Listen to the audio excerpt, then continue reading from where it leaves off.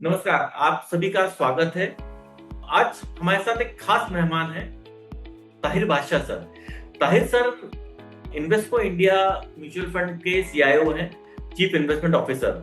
Sir का 31 वर्ष का अनुभव है, 3 दशक से ज्यादा सर ने स्टॉक मार्केट में दिए हैं अपने। और इससे पूर्व सर मोतीलाल ओसवाल के हेड ऑफ इक्विटी रहे हैं और अन्य म्यूचुअल फंड कंपनियों में भी काफी सीनियर पोजीशन पे सर ने अपनी सर्विसेज दी हैं। साहिर सर, स्वागत है आपका आज के इस कार्यक्रम में। नमस्कार Kapil ji, thank you for having me on your platform. मेरी तरफ से सभी को शुभकामनाएं। सर, हम आपसे ऐसे समय पे रूबरू हो रहे हैं जब निवेशकों के मन में बहुत सारे सवाल हैं। और ये दौर मुझे लगता है कोविड के बाद का ऐसा दौर है। शायद कोविड में तो हमने देखा था कि बहुत जल्दी से सवालों के जवाब मिल गए थे, बट ये पिछले करीब 2 साल हो गए जहां हम देख रहे हैं कि निवेशक अभी भी अपने सवालों के जवाब ढूंढ रहे हैं। तो ट्रम्प क्या करेंगे, स्ट्रेट ऑफ हॉर्मुज खुलेगा कि नहीं खुलेगा। तो हमने देखा कि 2025-26 या टू बी वेरी प्रिसाइज सितंबर 2024 के बाद से निवेशकों ने पैसा नहीं बनाया, चाहे वो एसआईपी के माध्यम से आए हो, चाहे वो लमसम निवेश किया हो। और एक और चीज देखने में आई है कि इस फाइनेंशियल ईयर के भी 2 महीने निकल गए और कुछ क्लैरिटी नहीं है। तो आपको भारतीय अर्थव्यवस्था किस दिशा में जा रही है और मार्केट यहाँ से क्या लगता है, कुछ निवेशकों को इसके बारे में गाइड कर पाएंगे सर?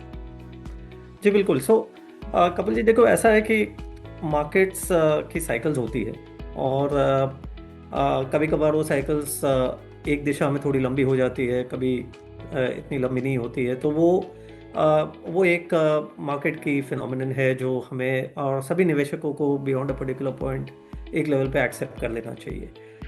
लीनियर रिटर्न्स होते नहीं हैं, हमने देखा है। बहुत बार अगर मार्केट बहुत ज़्यादा चल जाता है तो इट इज़ स्वाभाविक है कि थोड़ा बहुत मतलब उसमें पुल बैक आएगा या कुछ ऐसा समय रहेगा जहाँ पे आप निवेशकों को कुछ रिटर्न्स नहीं मिलेगा। लेकिन उसका मतलब ये नहीं कि it is not an investable market. मसले हमेशा रहते हैं। आई थिंक कोविड के समय में भी मैं कहूँगा, इनफैक्ट उस टाइम पे तो मैं कहूँगा, हालांकि बाजार बहुत जल्दी रिकवर हो गया क्योंकि उस समय बहुत सारी सेंट्रल बैंक्स ने अराउंड द वर्ल्ड लिक्विडिटी का इन्फ्यूजन किया और मार्केट्स को संभाला गया। कि वो एक ऐसा समय था, वो एक ऐसा सिचुएशन था जहाँ पे वो करना ज़रूरी था और उससे चलते हुए मार्केट्स को बहुत सारा सहारा मिला और सपोर्ट भी मिला। लेकिन मैं कहूँगा कि वो और भी ज़्यादा तकलीफमंद समय था क्योंकि तब तो मतलब जान पे आ पड़ी थी। आज वो वाला सिचुएशन नहीं है। उस समय तो ये नहीं पता था कि हम जिंदा रहेंगे कि नहीं रहेंगे। तो यू नो तो आई थिंक ये समय मैं कहूँगा कि चैलेंजिंग ज़रूर है, लेकिन ऐसा मैं नहीं कहूँगा कि क्राइसिस है। कुछ अंदरूनी हमारे प्रॉब्लम्स पिछले 1.5 साल में रहे जिसके कारण वी हैड सिचुएशन वेयर जो ग्रोथ की प्रक्रिया रही है वो थोड़ी स्लो हो गई है compare to let's say covid के बाद। तो कोविड के बाद तो जाहिर था कि मतलब वो एक रीओपनिंग वाला फेज था, तो obviously we had seen a very strong growth and वो कंटिन्यू भी हुआ क्योंकि गवर्नमेंट की पॉलिसीज उस तरीके की थी एंड वेरी सपोर्टिव थी। हमने देखा कि पब्लिक एक्सपेंडिचर जो था वो काफ़ी इंपॉर्टेंट रहता है। ये एक बड़ी इम्पॉर्टेंट चीज़ होती है इकोनॉमी को सपोर्ट करने के लिए, खासकर भारत जैसी इकोनॉमी में। तो उस समय बहुत सहारा रहा। पब्लिक सेक्टर इन्वेस्टमेंट करीब करीब 20% से ज़्यादा ग्रो हो रहा था for continuous period of 2-3 years. फिर जाके उसमें थोड़ा बहुत स्लो डाउन आ गया। कुछ तो अब गवर्नमेंट की पॉलिसीज़ या कुछ तो उनका नज़रिया थोड़ा बदला था। उस समय उनकी जो अटेंशन था वो शायद दूसरी चीज़ों में ज़्यादा लग गई। तो आई थिंक इकोनॉमी से ध्यान थोड़ा हट गया था और उस कारण पिछले 18 महीने में लगभग करीब करीब we have seen a slow down in growth. जो हमने करीब करीब 20% की जो ग्रोथ की प्रक्रिया हमने देखी थी आफ्टर कोविड फॉर और continuous period of almost 3.5 years, वो जाके स्लो हो गई तो ऑलमोस्ट 6-7% सिंगल डिजिट। तो इंडिया में हमने देखा है कि मतलब लॉन्गर टर्म अर्निंग्स की ग्रोथ होती है करीब 13-15% के आसपास की। तो जब हम 20% ग्रो रहे थे तो we were growing much above average and in the last 18 months जब हम 6-7% ग्रोथ के करीब आ गए थे तो we were growing well below average. तो जब ऐसे सिचुएशंस आते हैं तो मीन रिवर्जन ऑलवेज होता ही है। मतलब जब हम बहुत ज़्यादा तेज़ी से बाहर भाग रहे होते हैं तो it is always possible that we will slow down. और जब बहुत ज़्यादा स्लो डाउन हो जाता है तो it is again a possibility कि कहीं ना कहीं जाके मीन रिवर्जन हो सकता है। तो मुझे लगता है कि निराश होने की वाली कोई बात नहीं है बाजार के हिसाब से। I think there are challenges, जैसे मैंने कहा कि उस समय कोविड रिलेटेड चैलेंज था और उससे जुड़ी हुई जो भी समस्या थी वो थी। अब इस समय समस्याएं कुछ और है, मतलब स्लो डाउन की थोड़ी समस्या है, जियो पॉलिटिकल और जियो इकोनॉमिक जो समस्या है with regard to tariffs etcetera, वो एक बड़ा मसला है एट दिस स्टेज। तो मसले आते रहेंगे, we have to kind of try and overcome those. Markets में साइकिल्स आती रहती हैं। आई थिंक अच्छी बात यह है कि even though we have seen a slow down, लेकिन दो चीज़ें हैं। एक तो फिर भी अगर हम देखें कि cumulative period of the last 3 years भी अगर हम देखें, हमारे खुद के फंड्स हम जब देखते हैं और हमारे जो पेयर्स हैं उनके भी फंड्स की परफॉर्मेंस देखते हैं, तो many of the funds mostly on an average have delivered something between 20 and 25% CAGR over the last 3 years। अब ये एक बड़ी ही अच्छी रिटर्न मैं कहूँगा, मतलब this is exactly what investors expect for themselves and investors expect even from fund managers like us. हाँ, लेकिन वो 3 साल में पिछला 1-1.5 साल हमारे लिए मतलब सिंगल डिजिट ग्रोथ या perhaps कुछ हद तक इवन नेगेटिव ग्रोथ रहा है। तो वो एक अगेन एक मार्केट का जो स्वाभाविक साइकिल है उसका परिणाम है। और दूसरी बात यह है कि अब जाके हमें लगता है कि एक्चुअली एक वापस सिक्लिकल रिकवरी इंडिया में आने जा रही है। तो बहुत सारे जो ऐसे फैक्टर्स थे जो लास्ट ईयर हमारे आड़े आए थे और स्लो डाउन काफ़ी ज़्यादा वर्सन हो गया था, मुझे लगता है कि यहाँ से हम अगर हम 12-18 महीने का एक नज़रिया लेते हैं तो मुझे लगता है कि यहाँ से हम एक्सेलरेट हो सकते हैं। एक दो जो अड़ंगे हैं जो हमारे सामने हैं, स्पेशली जो मिडल ईस्ट का जो क्राइसिस है और उससे जुड़े हुए जो सवाल हैं, वो हमारे लिए एक दिक्कत की बात ज़रूर है। बट जैसे मैंने कहा, it is not a situation of a crisis, it is something which is a challenge which we have to manage. And मेरे हिसाब से ये भी जो चैलेंज है with regard to the middle eastern crisis, मेरा ये मानना है, मेरा ये अनुमान है कि आने वाले कुछ दिनों में या हफ्तों में ये definitely should be overcome, not in its full way, in its full extent, but in good number of ways at least जो इंडिया को रिलीफ दे सकती है। It sounds good. और मुझे लगता है कि 12 से 18 महीने का समय आप बोल रहे हैं, तो एक राहत तो कम से कम आपको सुन के हमारे निवेशकों को मिलेगी। आपने जैसे बताया कि अर्निंग्स, जो आपकी बातों से अभी मैं समझा कि अर्निंग्स नहीं थी पिछले 1.5-2 साल हमने देखा। सो अब आपको किन सेगमेंट में अर्निंग्स आती हुई दिखती है? हम जनरली बड़ा कंफ्यूज होते हैं कि इन्वेस्टर स्मॉल कैप को रिस्की मानते हैं, मिड कैप में क्वालिटी कंपनीज को लेके हमेशा संशय रहता है, लार्ज कैप्स में अर्निंग्स के इशू हैं। सो आप क्या गाइड करेंगे इन्वेस्टर्स को कि पोर्टफोलियो एलोकेशन में क्या? क्योंकि मैंने आपके पोर्टफोलियो को देखा है, आपके पोर्टफोलियो में हमेशा मैं मोतीलाल ओसवाल के जमाने से आपको पोर्टफोलियो ट्रैक कर रहा हूँ, तो आपका मिड कैप और स्मॉल कैप की तरफ इंक्लिनेशन हमेशा ज्यादा रहा है। सो आप कैसे अभी फ्यूचर में इसको देखते हैं? नहीं, देखिए, जैसे मैंने कहा कि मतलब वो पिछले 6 ऑलमोस्ट 5 to 6 क्वार्टर से जो हम स्लो डाउन देख रहे थे और मतलब सिंगल डिजिट अर्निंग्स ग्रोथ पे आ गए थे।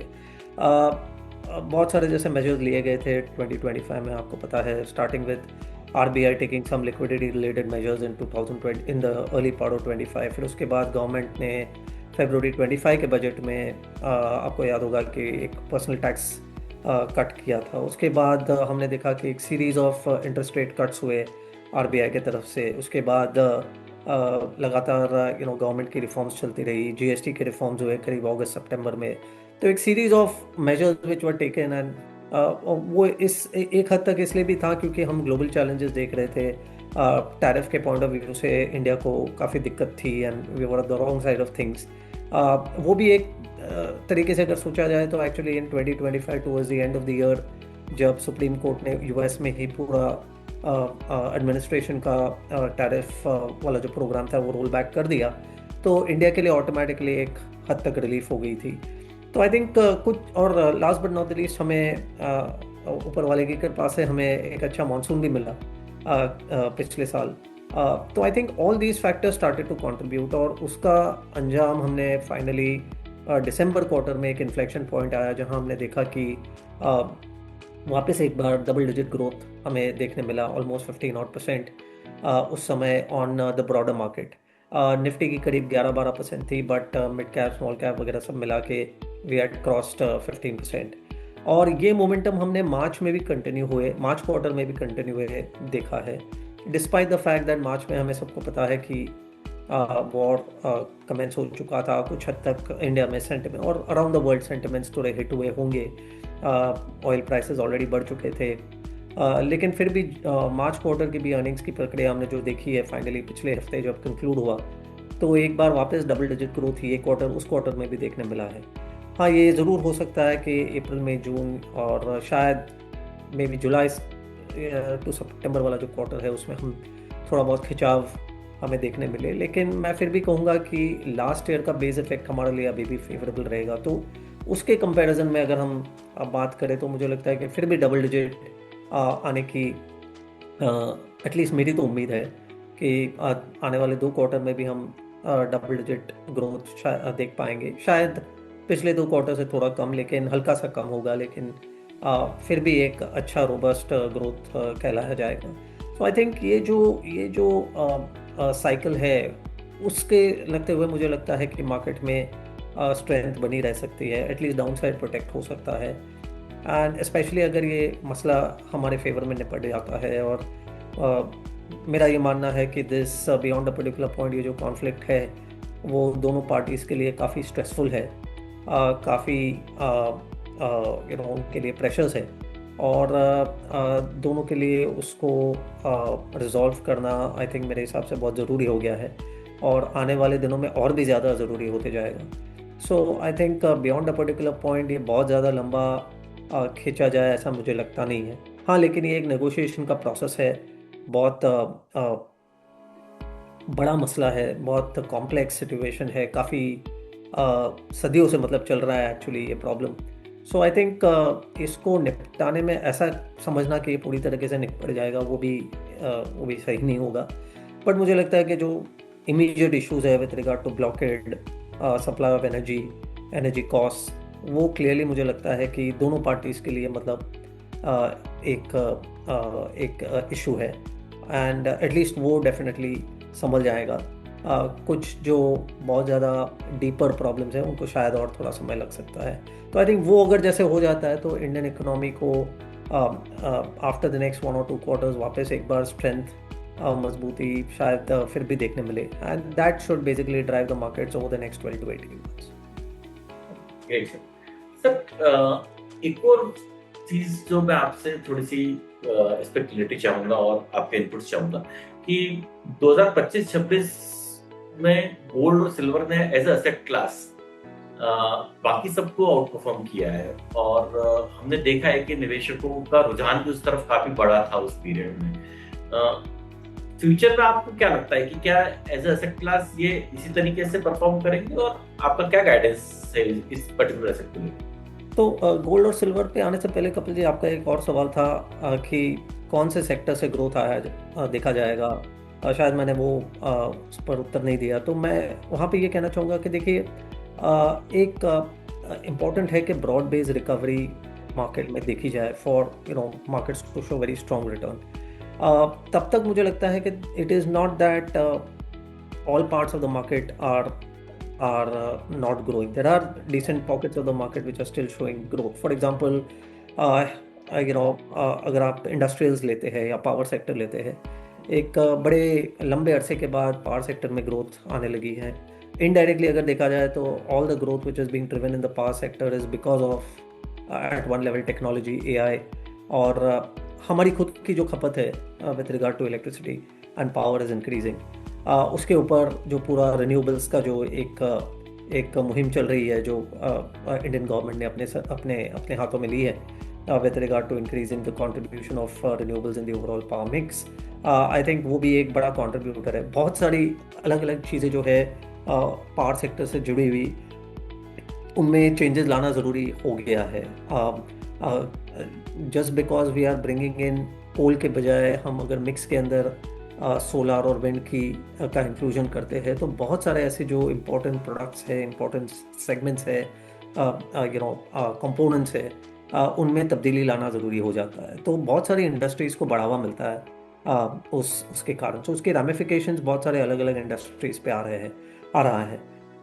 मैं कहूँगा कि जो ऐसे पार्ट्स ऑफ कंजम्पशन भी है, जैसे for example retail, high and retail, autos, वो भी ऐसे सेगमेंट्स हैं जो डिस्पाइट जो हम चैलेंजेस देख रहे हैं कॉस्ट के हिसाब से या ऑयल प्राइसेस के हिसाब से या वट, फिर भी वो एक सेगमेंट ऐसा है जो ग्रो हो रहा है। इलेक्ट्रिफिकेशन के कारण या ईवीज के कारण हम देख रहे हैं कि ईवी टू व्हीलर्स का जो प्रचार हो रहा है, या गवर्नमेंट की खुद की तरफ से मतलब जो पूरा अभियान है in order to increase EV penetration. I think that is leading to a very strong growth in many parts, EV cars, EV two wheelers, and so on.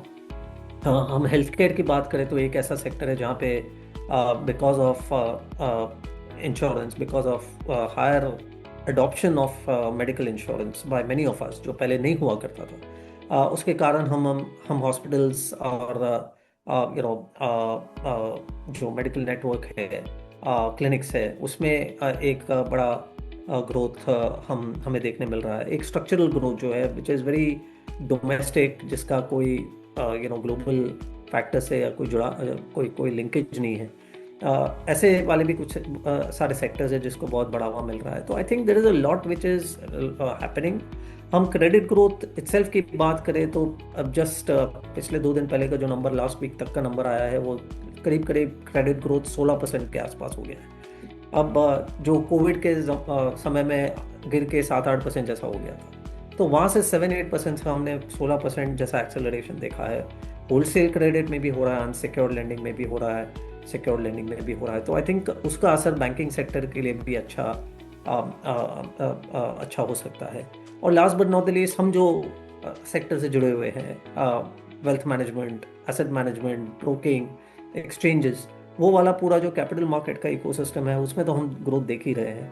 और उससे जुड़ी हुई जो बहुत सारी जो कंपनीज है उसमें हम निवेशित है। हमें लगता है कि उसके अंदर पोटेंशियल है, काफ़ी अच्छा परफॉर्मेंस उस सेक्टर से हमें देखने मिला है पिछले 2-3 साल में, और लगता है कि एक स्ट्रक्चरल स्टोरी वहाँ पे डेफिनेटली इस्टेब्लिश हो रही है। तो I think there are many pockets of growth. कुछ सेक्टर्स जो है वो शायद थोड़े सॉफ्ट है, जैसे फॉर एग्जांपल एफएमसीजी है, या कुछ एरियाज ऑफ कंज्यूमर है जो थोड़ा, या ग्लोबल पर्सपेक्टिव से देखें तो IT services has been a drag for us, but yes there are good number of pockets which are, oil and gas जो है वो अब तक काफ़ी सॉफ्ट रहा है, except in the last 2-3 months because of the war. तो ऐसे कुछ सेक्टर्स भी है, लेकिन मैं कहूँगा कि इट इज़ फेयरली डिसेंट। मुझे लगता है कि आने वाले दिनों में गवर्नमेंट का अटेंशन टुवर्ड्स रिफॉर्म्स और भी ज़्यादा बढ़ जाएगा। Energy sector reforms, labour reforms, health care reforms, I think उस पर बहुत ज़्यादा मुझे लगता है कि आने वाले दिनों में फोकस आ सकता है। गवर्नमेंट शायद उनका अटेंशन इमीडिएटली थोड़ा वॉर की तरफ ज़्यादा है, और वो जो इमीडिएट जो हमारे सामने मसले हैं उनको सुलझाने में लगे हुए हैं। लेकिन जैसे ही वो is behind us, I think the governments effort towards reforms and introducing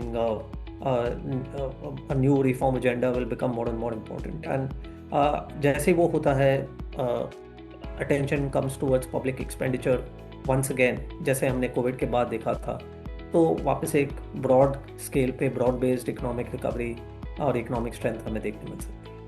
और आपका जो ये सवाल है with regard to gold and silver, उस पर आते हैं। तो देखिए, gold particularly has been driven by a lot of central bank demand in the last 2-3 years.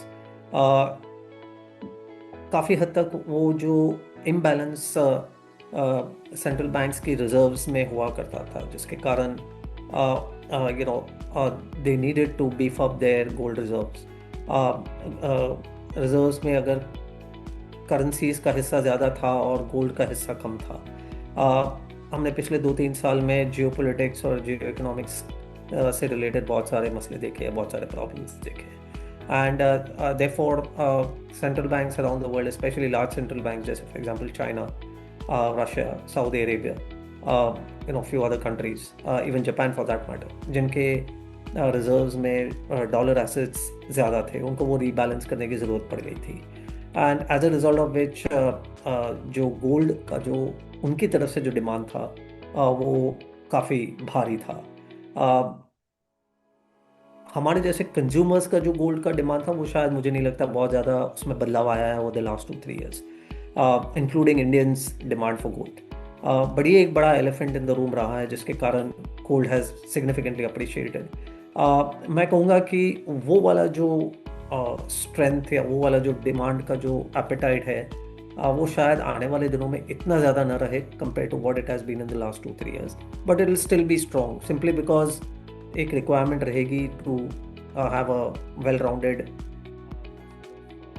a basket of different assets in your reserves, and उसको diversify करने का एक रिक्वायरमेंट ज़रूर रहेगा। तो उसमें गोल्ड का इम्पोर्टेंस, गोल्ड का प्रोपोर्शन धीरे धीरे करके डेफिनेटली बढ़ेगा, but not with that same speed as what happened in the last 2-3 years। तो मैं कहूँगा gold is still attractive, but निवेशकों को उससे जो रिटर्न की एक्सपेक्टेशंस है वो शायद थोड़ी कंट्रोल रखनी चाहिए। मैं कहूँगा 10-12 से 15% की रिटर्न क्या हमें आने वाले साल 2 साल में ऑन CAGR बेसिस मिल सकती है? डेफिनेटली हो सकता है, लेकिन उसमें ये भी होता है कि मीन रिवर्जन हर एक एसेट क्लास में होता है। अगर एक एसेट क्लास ने बहुत ज़्यादा स्ट्रेंथ दिखा दी हो एक शॉर्ट पीरियड ऑफ टाइम में, जो हमने देखा पिछले 15 महीने, तो जाहिर है हो सकता है, पॉसिबल है कि आने वाले कुछ क्वार्टर्स या कुछ महीने we may go without returns. अगर हम आज से लेके स्टार्टिंग ऑफ द ईयर से लेके अब तक देखें तो gold and silver have actually been flat. तो वो it's once again a part of the market cycle. वो काफ़ी लाइकली है, वो हो सकता है, वो हो रहा है। But I would still say that gold is quite attractive, उसकी इंपॉर्टेंस बढ़ती जाएगी।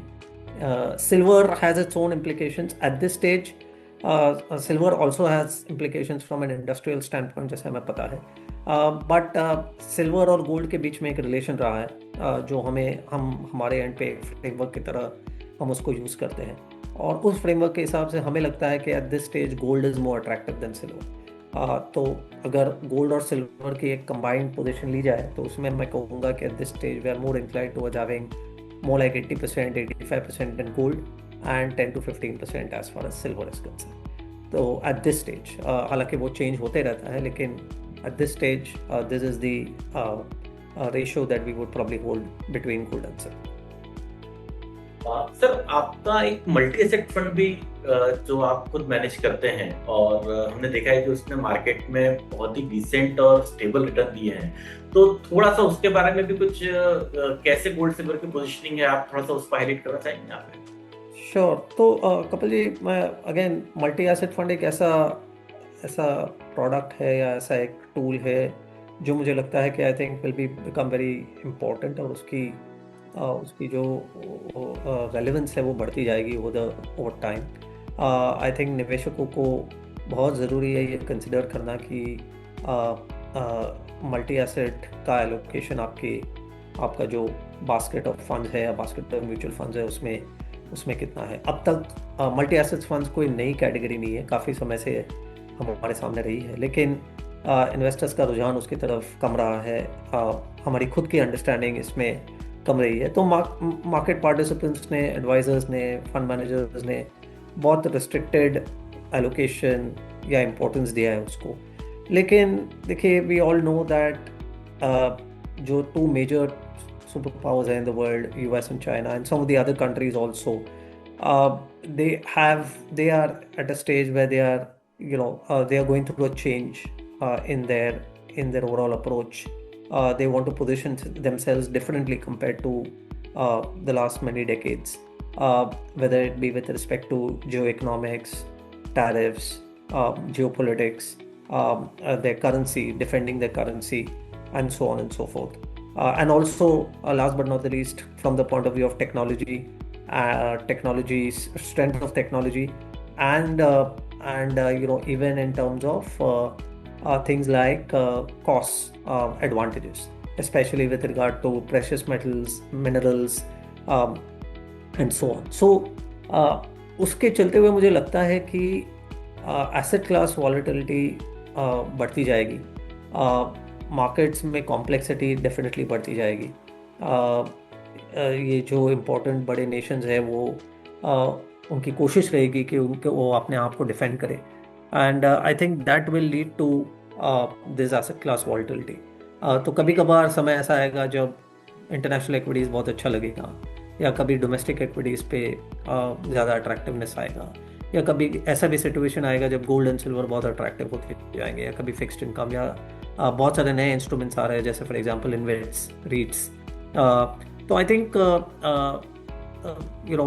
इसको एक अच्छी तरीके से एक फंड स्ट्रक्चर में ये एसेट क्लासेस को रिप्रेजेंट करना बहुत ज़रूरी हो गया है। In the past we have only been doing lip service to these asset classes, लेकिन अगर एक अच्छा वेल स्ट्रक्चर्ड फंड है जो ठीक से इन अलग अलग एसेट क्लासेस को रिप्रेजेंट करता है और उसको एक सही समय पे रोटेट भी करता है from one asset class to another, then I think it can be a winning product. It can be a product which will create diversity. तो आपका रिस्क कंट्रोल इनहेरेंटली अच्छा हो जाता है because it is diversified across money asset classes. और दूसरी चीज़ साथ में ये भी हो सकता है कि अगर ठीक से आप अगर उसको एलोकेट करके या रोटेट कर सकते हैं एक अच्छे फ्रेमवर्क के सपोर्ट से, तो मुझे लगता है कि you can get healthy double digit returns, जो एक हद तक हम पिछले कुछ सालों में सिर्फ एक लार्ज कैप फंड से कभी उम्मीद रखते थे कि वहाँ हमें स्टेबिलिटी भी चाहिए थी और हमें फिक्स डिपॉजिट से ज़्यादा अगर 2-3% मिल जाए तो वो एक हमारे लिए एक मकसद रहता था। I think that can be more than satisfied by multi asset fund. तो I think the importance of this asset class this product will only increase.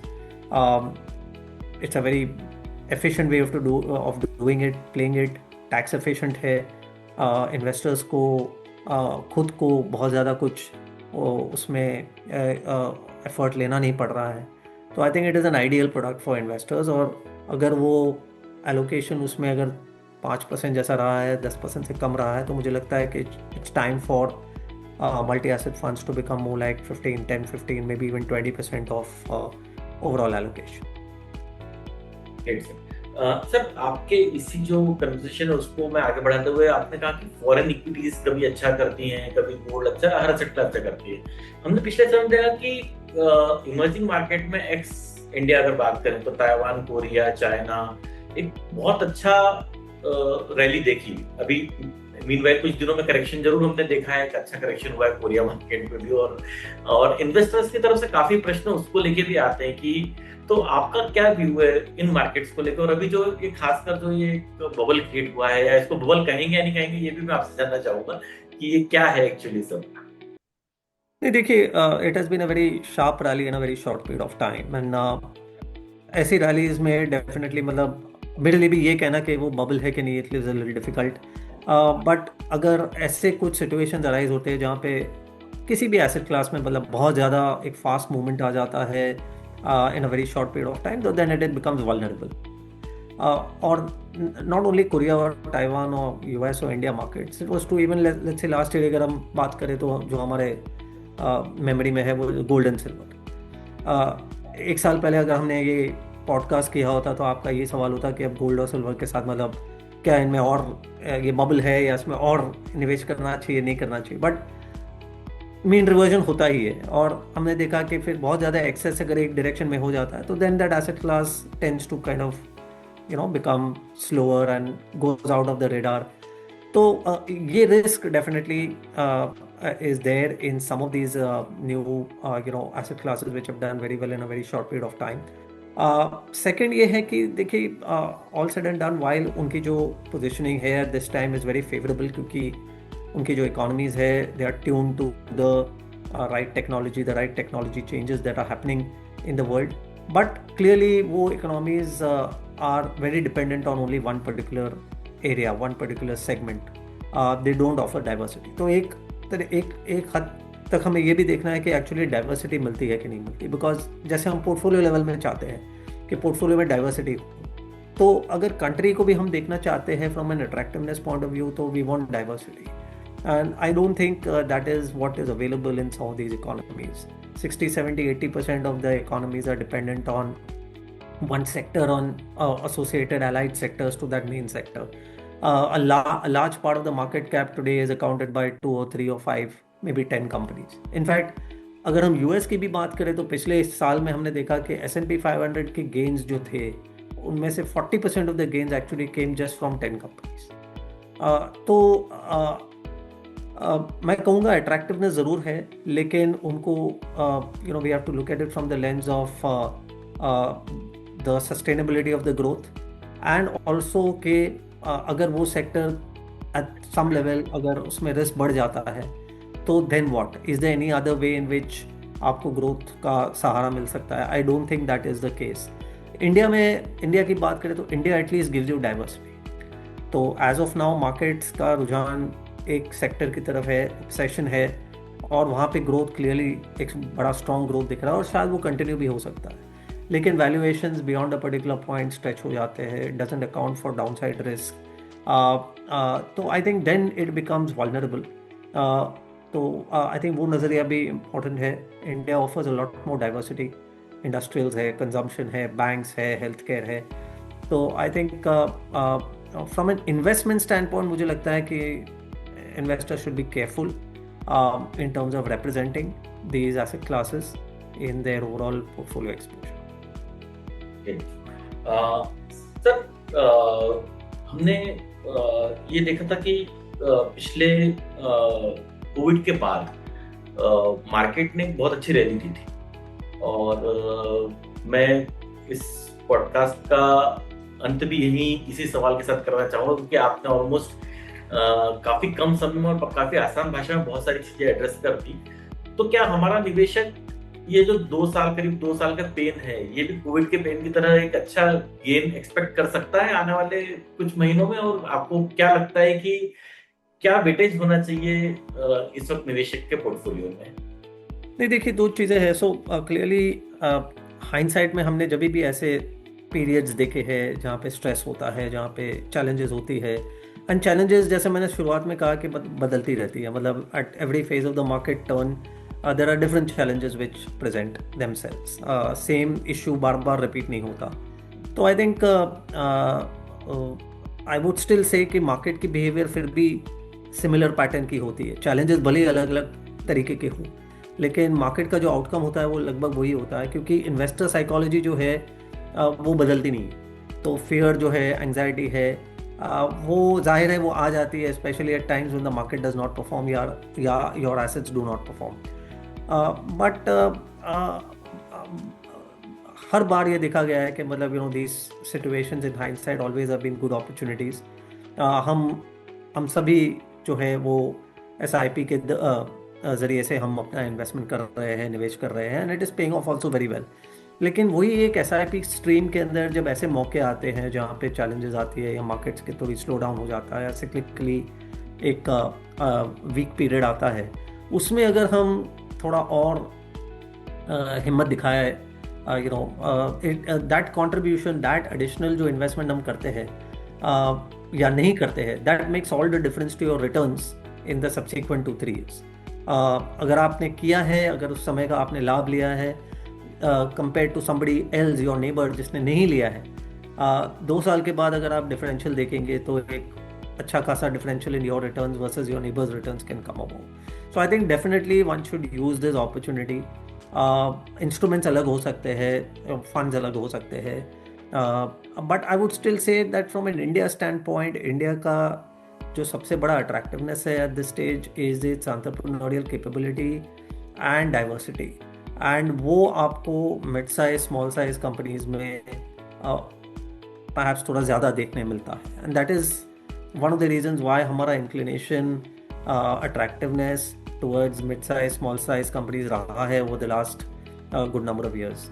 अब बहुत सारे ऐसे जो mid size, small size companies है over the last 10 years they have established themselves. उनकी managements ने बहुत सारे बिजनेस साइकिल्स देखे हैं, मार्केट साइकिल्स देखे हैं, लेकिन फिर भी they have manage to grow, they have strengthen themselves. उनकी बैलेंस शीट्स इंप्रूव हुई है, उनकी जो साइज़ है वो एब्सोल्यूट साइज़ जो है वो काफ़ी हद तक बड़ी हो गई है। तो जो कंपनियां 10 साल पहले मिड साइज, स्मॉल साइज जो बड़ी वाली होती थी, वो एवरेज पे 200-300 करोड़ प्रॉफिट कमाती थी, अब वो 700-800 हज़ार करोड़ के करीब की प्रॉफिट कमाती है।